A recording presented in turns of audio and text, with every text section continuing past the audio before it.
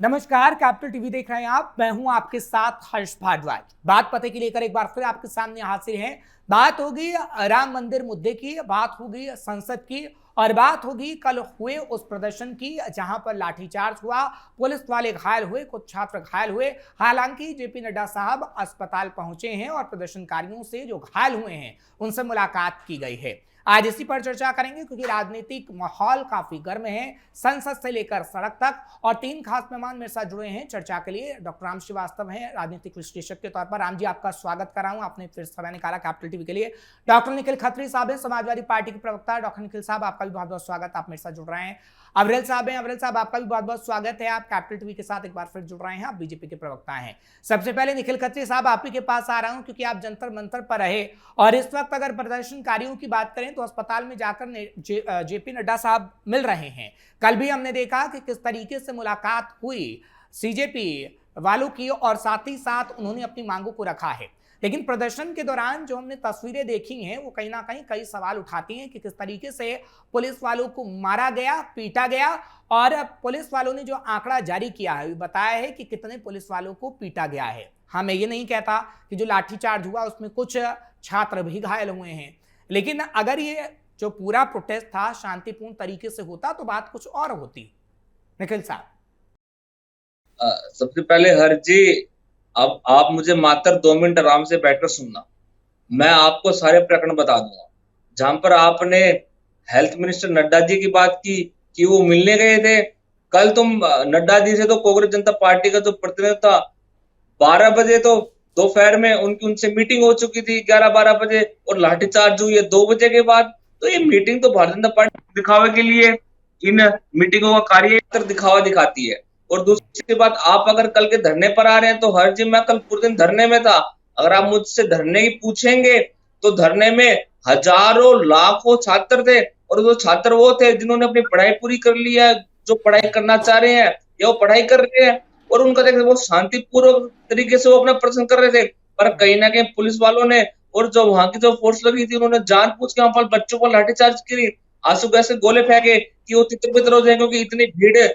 मैं समझता हूँ कि आज के बाद इतनी भीड़ कभी हो सकती है जंतर मंतर, इतनी ज्यादा वहां पर भीड़ थी हर्ष भाई। और इसके साथ साथ ये तो भारतीय जनता पार्टी का फेल्योर है कि एक आदमी को जब तक वो बर्खास्त ना कर पा रहे हैं या उसको उस महकमे से ना हटा पा रहे हैं, उसके जी कारणों से बच्चों को मारा जा रहा है, पीटा जा रहा है। तो ये भारतीय जनता पार्टी का तो क्रेडिबिलिटी तो होता है। वो तो एक इतना बड़ा हुजूम था, वो हुजूम देखकर ही भारतीय जनता पार्टी टूट चुकी है।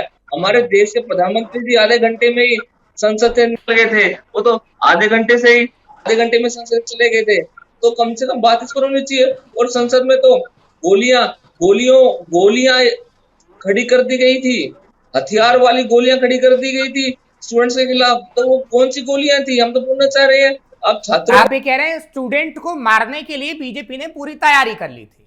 हाँ, अवरेल साहब, आप बीजेपी के प्रवक्ता हैं, मैंने पहले टोका नहीं निखिल साहब को, बाद में कुछ सवाल मैं लूंगा क्योंकि उन्होंने समय मांगा था कि मुझे 2 मिनट का समय दीजिएगा। आपने मारने की छात्रों को पूरी तैयारी कर ली थी, आप हत्या करना चाहते थे, निखिल साहब ये आरोप आप पर लगा रहे हैं। क्योंकि देखिए, जो प्रदर्शन होना था शांतिपूर्ण होना था, लेकिन प्रदर्शन उग्र हुआ, पुलिस वाले जख्मी हुए, कुछ छात्रों के घायल होने की भी तस्वीर सामने आई है। लेकिन निखिल साहब यानी समाजवादी पार्टी का आरोप है कि आप छात्रों की हत्या करना चाहते थे। अफजल साहब जी देखिए, जहां तक विषय है एक तरीके से प्रदर्शनकारियों का और जो आंदोलन कर रहे हैं उन सभी लोगों का, सभी छात्रों का, तो पूर्ण रूप से छात्रों के साथ भारतीय जनता पार्टी 100% थी, है और सदैव रहेगी। जो आंदोलन कर रहे हैं, जो छात्र हैं, जो अपना विषय लेके आ रहे हैं, उनके साथ पूर्ण रूप से हम हैं। इसमें किसी रूप में दो राय नहीं है। जो आंदोलन करेंगे हम पूर्ण रूप से उनके साथ हैं। और अभी की भी अगर एक जो अभी खबर आई है उसकी बात करनी जाए तो जगत प्रकाश नड्डा जी, केंद्रीय मंत्री जगत प्रकाश नड्डा जी, आदरणीय नड्डा जी अभी गए हैं आरएमएल हॉस्पिटल। जो घायल हैं उसे एक तरीके से उनका हालचाल जानने के लिए गए हैं। और उसके साथ साथ जहां तक विषय अगर पर्टिकुलरली बात करी जाए चिंता की, तो निश्चित रूप से पूरी सरकार 100% इस विषय को लेकर चिंतित है। और केंद्रीय मंत्री जयंत चौधरी जी, चरण सिंह जी के विरासत को पूर्ण रूप से आगे बढ़ा रहे हैं। जयंत चौधरी जी ने 2-3 दिन पहले ये बयान दिया था कि भाई आए, चर्चा करें, बैठे, ऑन टेबल आए, बातचीत करें, कोई आपत्ति नहीं है। तो ये जो भी लोग थे, कम से कम में इन्हें एक तरीके से फ्री फील करना चाहिए था जयंत चौधरी से मिलने के लिए। वो जहां चाहते उनसे मिल लेते, बात कर लेते, वो भी सरकार के हिस्सा है। वरिष्ठ नेता हैं, वरिष्ठ मंत्री हैं और पूर्ण रूप से सरकार के एक तरीके से बड़े सहयोगी के साथ बड़ी शांति से, कुछ प्रोटेस्ट भी नहीं होता और आराम से आसानी से रास्ता एकदम निकल जाता। बातचीत का अगर चाह रहे थे कि भाई और किससे बातचीत नहीं करनी तो जयंत चौधरी जी से कर सकते थे, इसमें किसी रूप में कोई समस्या, कोई दुराय नहीं था। ठीक है राम जी, मैं आपके पास आ रहा हूं क्योंकि आपने निखिल साहब को भी सुना जो कि समाजवादी पार्टी के प्रवक्ता हैं और अविरल साहब को भी सुना जो बीजेपी के प्रवक्ता हैं। देखिए अविरल साहब ये कह रहे हैं कि रास्ता निकाला जा सकता था, निकल सकता बातचीत से, लेकिन कुछ लोगों ने यानी विपक्षी पार्टियों ने इसका फायदा उठाना चाहा। आपने सीजेपी के प्रोटेस्ट में अरविंद केजरीवाल की तस्वीर देखी, डिंपल यादव की तस्वीर देखी, कई ऐसे विपक्षी पार्टी के जब चाहते जब बात कर लेते, जिस समय चाहते ऑन टेबल आके चर्चा कर लेते, कोई हमें किसी रूप में आपत्ति। ठीक है, कहीं ना कहीं राम जी लगता है कि विपक्षी पार्टी ने इसको हाईजैक कर लिया या फिर वाम दल की जो तस्वीरें नजर आई हैं उस वजह से हमने देखा कि ये पूरा प्रदर्शन उग्र हो गया और आज सवाल उठ रहे हैं क्योंकि विपक्षी पार्टियों ने अपना फायदा उठाने की कोशिश की, समाजवादी पार्टी हो या फिर कांग्रेस पार्टी। क्या विश्लेषण है आपका राम जी? देखिए, जहाँ तक छात्र आंदोलन का सवाल है, युवकों के आंदोलन का सवाल है, मेरे ख्याल से मुझे जितना अनुभव है इनका उतना बहुत कम लोगों का होगा, क्योंकि जब मध्य भारत था तब ग्वालियर में हरि सिंह, दर्शन सिंह को गोली से मार दिया गया था और तब आंदोलन भड़का था पूरे मध्य भारत में। हम तो छोटे छोटे थे और किस तरह से हमको स्कूल में से ले जाकर जो राजनीतिक तत्व होते, उग्रवादी तत्व होते, उसमें कुछ हल्ला मचाने वाले होते हैं। हम 8वीं क्लास में पढ़ते थे, हमके हाथ में पकड़ा दिया था कि तुमको जो है हम चॉकलेट खाने को देंगे, टॉफी खाने को देंगे, चलो मारो पत्थर। तो निश्चित मानिएगा तब से लेकर आज तक मैं शैक्षणिक जगत में अभी भी जो है इन्वॉल्व हूँ। मैं अच्छी तरह से जानता हूँ कि जब तक कि कोई उसमें राजनीतिक दल वो भी अपने स्वार्थ की पूर्ति के लिए शामिल नहीं होता तो किसी भी प्रकार के इस तरह के शांतिपूर्ण आंदोलन, अगर उसको शांतिपूर्ण कहा जाए तो उसको कभी भी हिंसक रूप नहीं ले सकते हैं। यहाँ पर जो कुछ भी हुआ है मैं बहुत बारीकी से इसको देख रहा हूँ। सबसे पहला प्रश्न तो ये उठता है कि छात्रों के हितैषी ये कब से हो गए। दूसरी चीज ये है, अपने आप को समाजवादी कहते हैं। समाजवाद की परिभाषा क्या है? समाजवाद एक आर्थिक और राजनीतिक विचारधारा है। तीन चीजें मुख्य होती हैं।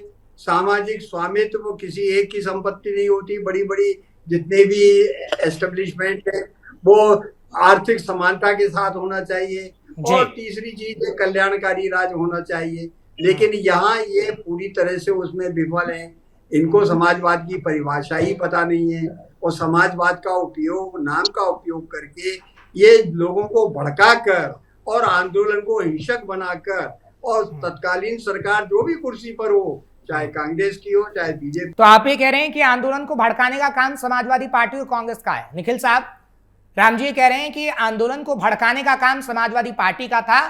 तभी हमने देखा कि समाजवादी पार्टी के तमाम सांसद वहां पर मौजूद थे, गिरफ्तारियां भी हुई, और अगर ये आंदोलन आप लोगों ने ना भड़काया होता तो इस तरीके की हिंसा नहीं होती। हर जी, जहां पर राम जी एक बहुत ही वरिष्ठ राजनीतिक विश्लेषक है, ये बातें बोल सकते हैं और मैं कभी इनको बिल्कुल सिरे से नहीं नकार सकता हूं, क्योंकि ये कोई ना कोई कुछ चीजें सोच समझ कर बोलते हैं। पर अगर मैं अपनी बातें रखूं तो मुझे तो हर जी एक छोटी सी बात आप बता दीजिए। अब तक हमारे देश में नीट एग्जाम के ऊपर 100 से ज्यादा बच्चों ने आत्महत्या कर रखी है। इस साल 20 से ज्यादा बच्चों ने की, वो अलग। और जहां पर 2024 के जो आंकड़े थे एनसीआरबी के, 14,500 बच्चों ने आत्महत्या की है। वो किसी कारण हो तो ये कोई आत्महत्या नहीं है, ये तो सरकार हत्या कर रही है। सरकार बच्चों की हत्या कर रही है, और जो भी इस सरकार में मुद्दे उठाता है उसे ये भारतीय जनता पार्टी की सरकार मुर्दा बना देती है, मुद्दे नहीं उठने देती है। तो लेकिन निखिल साहब, एक सवाल है, अगर आप कहें तो पूछूं। निखिल साहब, ठीक है, निखिल साहब, मैं एक सवाल आपसे पूछता हूं। चलिए ठीक है, विपक्षी पार्टी का काम सवाल उठाना होता है। अगर विपक्षी पार्टी सड़कों पर आती है तो हम भी तब भी अच्छा कहते हैं। लेकिन सवाल था ना कि जिस वक्त प्रोटेस्ट हो रहा था उसी वक्त सदन का सत्र भी चल रहा था। अखिलेश यादव अब विधानसभा में नहीं बैठते हैं, अखिलेश यादव संसद के अंदर बैठते हैं, और आपने जितने आंकड़े बताए उन आंकड़ों को अखिलेश यादव संसद के अंदर पेश कर सकते थे। वहां पर समाजवादी पार्टी मुद्दे को उठा सकती थी। तो आखिर क्यों समाजवादी पार्टी ने ये चुना? आप मुझे हर जी एक बात बताइए, अगर राजनीतिक लोग अगर जनता के लिए नहीं लड़ेंगे तो कौन लड़ेगा? मुझे तो कल आप वहां पर नहीं दिखे हो। संसद में लड़िए ना, संसद में भी लड़िए। मैंने तो कहा सड़क पे लड़ा आपने, मैंने गलत नहीं कहा। संसद है जहां पर बीजेपी के कानून चलते हैं, बीजेपी जिस विषय पर बुलवाना चाहती है उस पर बुलवाती है, और जिस विषय पर नहीं बुलवाना चाहती है उस विषय पर चर्चा नहीं करते हैं। और अगर कल इतना बड़ा हुजूम कल छात्रों का हुआ था तो कम से कम बीजेपी उन चीज की कम से कम बीजेपी को जवाब दे देनी चाहिए थी, नहीं जवाब दी थी। हमारी श्रीमती डिम्पल यादव जी, हमारी भाभी माँ कल धरने में शरीक हुई और बच्चों के सिर फूटे हैं, बच्चों की छातियों पर लाठियां पड़ी है। जो वहां की महिला प्रदर्शन करी थी, हमारी छोटी बड़ी बहनें, उन पर पुलिस वालों ने उनके साथ बर्बरता की है। तो इसकी तो आप बात नहीं उठाएंगे? क्यों आपको कहीं ना कहीं लगता है कि कहीं ना कहीं बीजेपी आपसे नाराज हो जाएगी? तो बात नहीं नहीं नहीं नहीं नहीं, बीजेपी मुझसे नाराज नहीं होगी। बीजेपी से भी मैं सवाल पूछूंगा। अविरल साहब हैं यहाँ पर। अविरल साहब, आपसे सवाल पूछ ही लेता हूँ। एक मिनट निखिल साहब। हाँ। तो हमेशा छात्रों के साथ खड़ी है। इस बार हम कल आंदोलन में आए थे और ऐसे ही कांग्रेस जनता पार्टी ने जितने कल आंदोलन कर्मी थे सभी ने समाज पार्टी का साथ। ठीक है अविरल साहब, मैं आपसे सवाल ले रहा हूँ। समाजवादी पार्टी ये कह रही है कि मैं आपसे ना तो सवाल पूछ सकता हूं और अगर आपसे सवाल पूछूंगा तो बीजेपी नाराज हो जाएगी और कहीं ना कहीं मेरे खिलाफ कोई कार्रवाई कर सकती है। अविरल साहब, एक तो इस सवाल का जवाब दीजिएगा कि क्या वाकई ऐसा है। दूसरा सवाल मेरा ये रहेगा अविरल साहब कि मैं अगर संसद की बात करूं तो क्या संसद में आप लोग जवाब नहीं दे सकते हैं? क्योंकि समाजवादी पार्टी और कांग्रेस ये कह रही है कि संसद में हमने राम मंदिर का मुद्दा भी उठाया, आज तक चर्चा की हम मांग कर रहे हैं। कांग्रेस ने तो नोटिस भी दिया, लेकिन समाजवादी पार्टी भी चर्चा की मांग कर रही है, लेकिन सत्ता पक्ष जवाब नहीं देना चाहता। अविरल साहब, नहीं, सवाल करना विपक्ष का अधिकार है। विपक्ष को कहां रोके सवाल करने की? पूर्ण रूप से सवाल करना भी अधिकार है। और जहां तक छात्रों का विषय बहुत अहम मुद्दा है, पूर्ण रूप से छात्रों के साथ थे, हैं, सदैव रहेंगे। पूरी पार्टी भारतीय जनता पार्टी छात्रों के साथ है, छात्रों के साथ थी, छात्रों के साथ रहेगी। और जो इश्यूज हैं उन पे चर्चा होना, बातचीत होना बेहद महत्वपूर्ण है।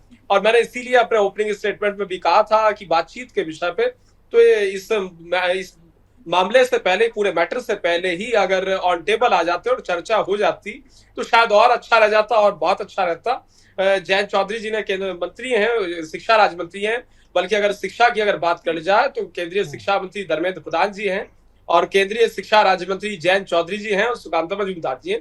तो जयंत चौधरी जी से उनके द्वारा इस चीज पे कहा भी गया था कि भाई जो आना चाहे आ सकते हैं, मिल सकते हैं, जब आना चाहे आ सकते हैं, तो ऑन टेबल आए। तो उनके द्वारा इस चीज को भी कहा गया था।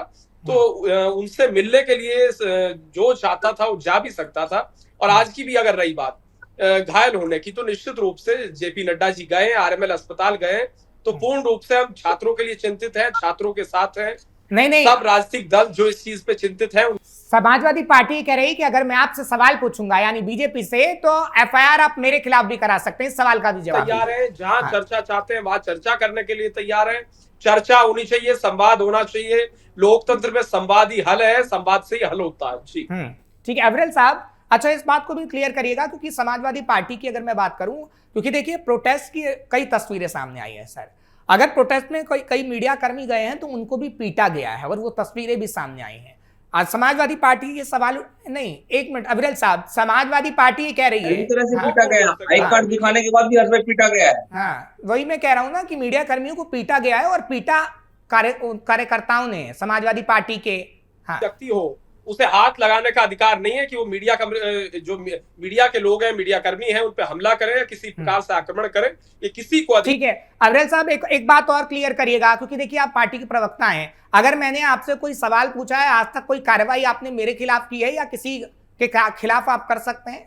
नहीं, देखिए सवाल पूछना आपका अधिकार है, सवाल आप पूछिए, हम पूर्ण रूप से जवाब देने के लिए तैयार है। जिस मुद्दे पर चर्चा जहां चाहते हैं करने के लिए तैयार है। और राम मंदिर वाली आपने एक बात की थी, राम मंदिर के विषय पे भी शायद आपने अभी सवाल किया है, तो उसका ही मैं पर्टिकुलरली जवाब देता हूँ। बिल्कुल स्पष्ट है उस विषय पे। जिस प्रकार से हमारे मुख्यमंत्री उत्तर प्रदेश योगी जी पूर्ण रूप से सक्रिय है हमारी सरकार, तो किसी दोषी को किसी रूप में ना बख्शा जाना चाहिए, ना बख्शा जाएगा। सब पे कार्रवाई होगी, स्पष्ट है।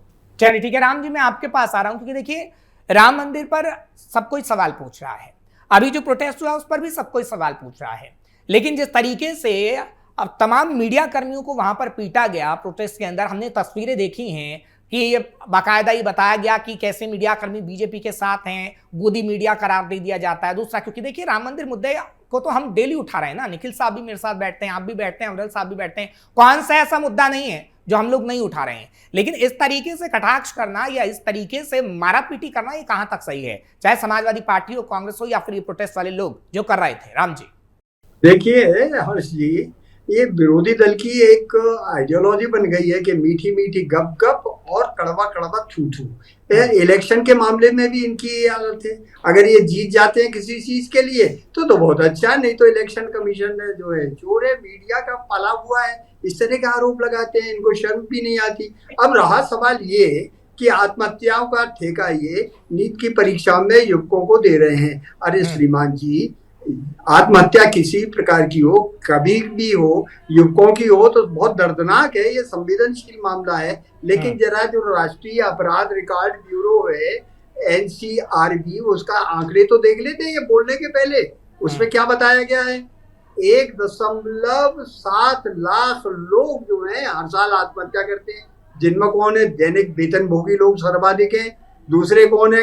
हाउसवाइफ्स हैं, तीसरे युवक हैं। लेकिन युवक क्या पूरे के पूरे 1,06,000 या 7 लाख 12 माने 1 लाख लोगों में 12 लोग आज की तारीख में आत्महत्या कर रहे हैं। सबके लिए क्या सरकार जिम्मेदार है? इसके लिए हमारी सामाजिक व्यवस्था, हमारे युवकों का और महिलाओं का ब्रॉटअप एटमॉस्फेयर ये जिम्मेदार है। आपने सीधा उसको नीट से जोड़ दिया। ये नहीं देखा कि जो लड़कियों ने आत्महत्या की है उनका जो मेडिकल रिकॉर्ड था वो क्या था, आत्महत्या क्यों करता है, लोग डिप्रेशन में क्यों आते हैं। कहीं ना कहीं चूक उस परिवार की भी है, उस व्यक्ति के ब्रॉटअप की भी है। आप तो ऐसा मानकर चल रहे हैं जैसे मोदी सरकार ने आकर डंडा मार दिया और उसने आत्महत्या कर ली। अब रहा सवाल, इस आंदोलन को भड़काने के लिए कौन जिम्मेदार है? अगर ये शांतिपूर्ण था तो वहां बैठे क्यों नहीं रहे? जबरदस्ती संसद की ओर मार्च क्यों किया? किसने कहा था? अनुमति ली थी आपने? नहीं ली। क्या अनुमति नहीं ली तो गैर कानूनी काम आपने किया ना। अब अगर आप गैर कानूनी रूप से जब धारा 163 लगी हुई है वहां पर इकट्ठे होकर पत्थरबाजी करेंगे तो क्या पुलिस वाले? ठीक है निखिल साहब, गैर कानूनी काम तो किया गया। देखिए 63 धारा 163 लगी हुई थी और यह सवाल भी वाजिब है। अगर ये कहा गया था कि जंतर मंतर पर रहकर आप प्रोटेस्ट करिए तो आप तो कर ही रहे थे ना, वहां पर आपको प्रोटेस्ट करना चाहिए था। संसद भवन के अंदर, एक मिनट पूरा सुन लीजिएगा, संसद भवन के अंदर तमाम वरिष्ठ नेता, तमाम लोग मौजूद थे और संसद भवन के एकदम करीब तमाम लोग पहुंच गए। कुछ भी हो सकता था सर, और ये बहुत सिचुएशन खराब हो जाती, क्योंकि धारा 163 अगर लागू कर दी गई, दिल्ली पुलिस की तरफ से बता दिया गया। मैं पुलिस की ये नहीं कह रहा हूं कि पुलिस ने सही किया, मैं कह रहा हूं कि पुलिस को जब 163 धारा उसने बता दी कि भैया लगी हुई है, तो आप लोगों ने आखिर क्यों उकसाया लोगों को? ये राम जी भी पूछ रहे हैं। गैर कानूनी हर्ष जी कोई भी कार्य कल नहीं किया गया था। हालांकि आप ये बात बोल सकते हैं कि गैर कानूनी ये सरकार है, भारतीय जनता पार्टी सरकार गैर कानूनी है। इन्होंने हर कल करते हैं, सारे के सारे इन्होंने गैर कानूनी तरीके से कल इन्होंने किए हैं। लाठीचार्ज लेकर आप किसी चीज को ले लो, पर अगर आप बात करेंगे तो सरकार है तो आप सुप्रीम कोर्ट में क्यों नहीं पहुंच गए? गैर कानूनी कैसी तो हुई सरकार है? यहाँ पर आप इस सरकार का पक्ष ले रहे हैं। आपको पता है कितने बच्चों ने आज तक आत्महत्या कर ली है? कभी आपने उनके प्रति संवेदना दिखाई है? यहाँ पर आकर आप एक नैरेटिव लेकर बैठे हैं। क्या आपके बच्चे ने कभी पढ़ाई नहीं की? क्या आपके बच्चे ने कभी नीट नहीं दिया है? क्या आपने कभी उनसे पूछा है उनके दिल पर क्या बीतती होगी जब किसी पता हुआ कि उनके साथी या कोई ना कोई लड़के ने आत्महत्या कर ली? आपने हिम्मत नहीं है। आपको पता आंकड़े में, आपको तो ये भी नहीं पता कि नीट में कितने परसेंट होते हैं, नीट के पेपर में? आप मुझे बताइए कितने परसेंट होते हैं, बताइए। यहाँ पर आप बैठकर सरकार की वाहवाही कर रहे हैं, बताइए आप कितने परसेंट होते हैं नीट के पेपर में? इन्हें नीट के पेपर का परसेंट पता नहीं, यहाँ पर आकर सरकार की तारीफदारी कर रहे। तो हर चीज यही है, ऐसा बीजेपी को रैंकिंग कराने के लिए होते हैं, अता पता कुछ नहीं। लेकिन सर देखिए 163 जब लगी हुई थी तो देखिए सवाल वाजिब है ना, घुसा डिग रहेगा और हम तो शर्म करते हैं जो करते हुए हैं। हर जी आपके मीडिया वालों पर भी ऐसी लाठियां बरसाई गई हैं। जो आपकी फीमेल पत्रकार थी उनको भगा दौड़ा के पुलिस वालों द्वारा पीटा गया है। ये तो हमें वीडियो साफ तौर पर आ रही है। क्या आप नहीं बोलोगे सरकार के खिलाफ की क्या हो रहा है? कल को अगर आप रिपोर्टिंग करने जा रहे हो और आपको ऐसे पीट दिया तो क्या हाल होगा? ठीक है, लेकिन देखिए मैं निखिल साहब आपसे एक वाजिब सवाल लेता हूँ, एक मिनट ठीक है, मैं एक वाजिब सवाल लेता हूँ। हम पर कोई कार्य ना राम का नहीं करते हैं, दिल में भी अपने राम नहीं रखते। ठीक है, लेकिन निखिल साहब एक मिनट रुक जाइए। देखिए, मैं किसी की तरफदारी नहीं कर रहा हूं, मैं बार बार ये कह रहा हूं, ये पूरा प्रशासन सुन रहा होगा, पुलिस सुन रही होगी। सबसे पहली बात तो पुलिस आखिर क्या कर रही थी, पुलिस पर सवाल है कि संसद भवन के पास तक आखिर वो लोग कैसे पहुंच गए जो प्रदर्शनकारी थे। जब धारा 163 पुलिस ने लगाई थी तो क्या पुलिस की उतनी व्यवस्था नहीं थी? मैं पुलिस पर भी सवाल उठा रहा हूं बार बार, और आज से नहीं, कल सुबह से पुलिस पर सवाल उठा रहा हूं। दूसरा, 163 अगर लगी थी तो छात्रों को नहीं जाना चाहिए थे, आखिर क्यों समाजवादी पार्टी और कांग्रेस ने सपोर्ट किया? क्यों लगी थी? बातें सुनो ना। आप जंतर मंतर अभी तक कोई बीजेपी का प्रतिनिधिमंडल आया नहीं आया? क्यों नहीं आ रहा है? सरकार क्यों डर रही है? क्यों लगाई धारा? संसद का सत्र नहीं चल रहा होता बीजेपी का तो कौन धारा सा 163 प्रतिनिधिमंडल नहीं जंतर लगाई मंतर आया? गई एक महीने के अंदर कोई नहीं आया। क्यों लगेगी धारा भैया? ये हमारा देश नहीं है, ये जनता की छात्रों का देश सुरक्षा नहीं के है। साथ वो साथ मार्च नहीं कर तमाम सकते बड़े क्या? नेताओं की सुरक्षा का जिम्मा भी है देश के अंदर, देश के ऊपर। और बच्चों की सुरक्षा का जिम्मा कोई नहीं है हर्ष जी। बच्चों की मैंने पहले ही बच्चे तो बच्चों की मरे, सुरक्षा कटे, शब्द कुछ का करे, इस्तेमाल बच्चों पर किया। कोई क्रेडिबिलिटी बीजेपी सरकार नहीं मैंने लेगी पहले ना। ही बच्चों की बच्चों को तो सुरक्षा बोले तो शब्द का इस्तेमाल किया नहीं। कल आए थे, आज घर चले लोगों को जाएंगे, मारे तो उनको कौन माफ कर पूछेगा? दिया कोई नहीं जाए। पूछेगा। और यहाँ पर राजनीतिक विषय यहाँ पर ये वही लोग हैं जो पत्थरबाज के रूप पर कल आए थे कहीं ना कहीं आंदोलन को खराब करने के लिए। तो ऐसे लोगों की नहीं सुननी चाहिए। अच्छा, और हम तो एक बात कह देना चाह रहे हैं ये क्यों नहीं कि मान लिया जाए आप कि जुल्म समाजवादी कर लो, पार्टी और जुल्म विरोधी की दल के नोक पर लोगों ने हमेशा जो है समाजवादी मुद्दों को पार्टी भेज के अपना पत्थरबाजी कराई? धरना प्रदर्शन, लेकिन अपना साहब, आंदोलन आप पे सवाल अपना आगे उठते करती हैं। रहेगी। आप देखिए, आप पे सवाल उठता है कि संसद के अंदर जब मानसून सत्र चल रहा है, सदन के अंदर तमाम अखिलेश यादव, देखिए हम बार बार ये कह रहे हैं, अखिलेश यादव अगर विधानसभा के अंदर बैठते तब तो कोई दो राय नहीं थी। तो क्या डिंपल यादव या फिर इकरा हसन या तमाम जो भी लोग मौजूद थे, क्या वो सिर्फ दिखावटी चीज कर रहे थे कि नहीं हम पुलिस के पास गिरफ्तार होते हैं और सोशल मीडिया पर वायरल हो जाते कि देखिए छात्रों के साथ हम खड़े हैं? ऐसा ही था क्या? जब धारा 163 लगी थी, सदन के अंदर अखिलेश यादव मौजूद थे, अखिलेश यादव को मुद्दा उठाना चाहिए था। कांग्रेस ने नोटिस दे दिया, समाजवादी पार्टी क्यों नहीं चाह रही भाई चर्चा? देती नोटिस स्पीकर को। मुद्दा तो बिल्कुल समाजवादी पार्टी उठाएगी। पर आप मुझे एक बात बताइए, अगर कांग्रेस जनता पार्टी ने ऐलान कर दिया था वहां के स्टूडेंट्स ने कि भैया हम एक बहुत शांतिपूर्ण तरीके से हम एक मार्च निकालेंगे, तो उस मार्च में क्या दिक्कत थी? तो पुनः सरकार से, सरकार ने वो मार्च क्यों नहीं करवाई है? वो मार्च करवा देते और शांतिपूर्ण तरीके से अपना वापस करते। नहीं होने देंगे ना, नहीं होने देंगे। ये तानाशाही की सरकार है, ये तानाशाही लोग नहीं होने देंगे। सबसे बड़े शिक्षक माफिया तो ये हम पर आपके बैठे धर्मेंद्र प्रधान जी से बड़ा शिक्षा माफिया कौन है? कोई होगा ही नहीं। अविरल साहब, कब्जा में रखा है और इसको हटाने के चक्कर में उन्होंने पूरे सिस्टम ये खराब कर रहे हैं, पूरे सिस्टम में खराब कर दिया। ठीक है अविरल साहब, और जो आपके राजनीतिक विश्लेषक बैठे हैं इनको पता नहीं 12 साल में अविरल साहब, निखिल साहब ये कह रहे हैं कि मार्च की इजाजत क्यों नहीं दी गई? नहीं, देखिए, जहां तक विषय है विरोध करने का, आंदोलन करना सबका अधिकार है, विद पुलिस परमिशन और एक तरीके से परमिशन के साथ आंदोलन करें, इसमें कोई आपत्ति नहीं है। लेकिन परमिशन गेन करना आवश्यक क्यों है? वो इसलिए है क्योंकि संवेदनशील क्षेत्र है, संवेदनशील एरिया की अगर बात करने जाए पूर्ण रूप से, तो निश्चित रूप से महाराष्ट्र सुरक्षा से जुड़ा मुद्दा है। और उसके साथ साथ जहां तक विषय कानून का, सभी छात्र, सभी युवा कानून के साथ चलने वाले हैं, सभी देशभक्त लोग हैं। मैं समझता हूँ किसी भी तरीके से कोई कानून ना टूटे, इस चीज को ध्यान में एक तरीके से रखा जाना चाहिए। और इसका ध्यान कहीं ना कहीं अविरल साहब सबको रखा जाना चाहिए। देखिए, कानून नहीं टूटना चाहिए क्योंकि कानून के दायरे में रहकर चीजें करनी चाहिए। फिलहाल आपका बहुत बहुत शुक्रिया अविरल साहब। निखिल साहब आपका भी बहुत बहुत शुक्रिया, और राम जी आपका भी बहुत बहुत शुक्रिया, आप मेरे साथ जुड़े और सार्थक हमारी चर्चा हुई, सार्थक बहस हुई। कल फिर आपके सामने हाजिर होंगे, बात पते की लेकर अहम मुद्दा होगा, खास मेहमान होंगे, और कानून के दायरे में रहकर ही अगर सब चीज की जाए तो ठीक है। लोकतंत्र की अगर बात करें तो लोकतंत्र में सबको बराबरी का हक है, आपको भी, मुझे भी, और हर एक आम व्यक्ति को। तो आपसे भी अपील रहेगी कि अगर लोकतंत्र जो कहता है, जो दायरा हमारा है, उसी दायरे में रहकर हम चीजें करें तो बहुत अच्छा होगा पूरे देश के लिए, पूरे समाज के लिए और हमारे लिए। मुझे इजाजत दीजिए, नमस्कार।